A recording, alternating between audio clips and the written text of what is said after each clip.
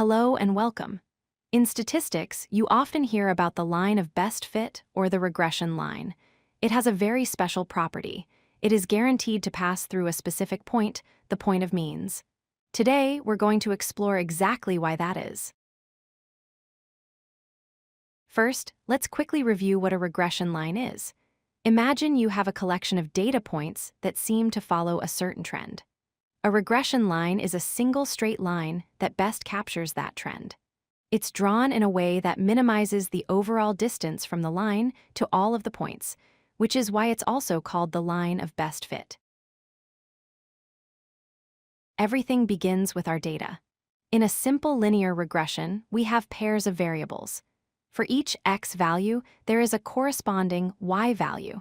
When we plot these pairs on a graph, we get a scatter plot, which gives us a visual sense of the relationship between our two variables.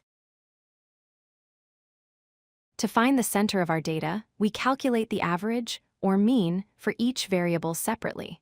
The mean of x, called x bar, gives us the central horizontal value. The mean of y, called y bar, gives us the central vertical value. When we take those two mean values, x bar and y bar, and put them together, they form a coordinate. This special point is known as the point of means. You can think of it as the data's center of gravity. It's the single point that represents the heart of our entire dataset. The regression line is described by the equation y hat equals b0 plus b1 times x here. Y hat is the value the line predicts for y, b0 is the y-intercept, which is where the line crosses the vertical axis. And b1 is the slope, which tells us how steep the line is. Now, let's get into the proof. The formula for the slope, b1, is calculated by considering the position of every single data point relative to the mean point. As you can see in the formula, both x bar and y bar are essential ingredients in calculating the exact steepness of the regression line. This next part is the key.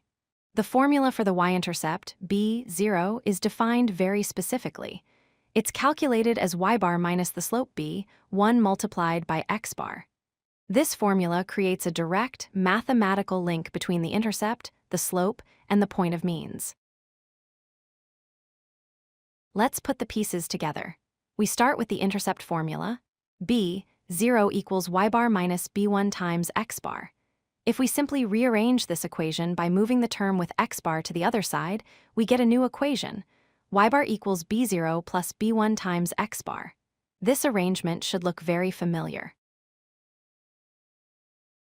The rearranged equation, y bar equals b0 plus b1 times x bar, perfectly matches the structure of the main regression line equation. This proves, mathematically, that if we use x bar as the input for x, the predicted output is guaranteed to be y bar. Therefore, the point x bar, y bar, must lie on the line. So, what's the big deal? First, this property anchors the regression line, ensuring it's perfectly balanced at the data's center of gravity. Second, it makes intuitive sense. An average input should naturally predict an average output. Finally, this characteristic is a cornerstone of the least squares method, ensuring the line is truly the best possible fit. The most important thing to remember is that the regression line is not arbitrary. It is mathematically constructed to pass through the point of means. This point, x bar, y bar, serves as the fundamental pivot around which the entire line of best fit is balanced. If you like this video, hit that like button and don't forget to subscribe. Visit codelucky.com for more such useful content.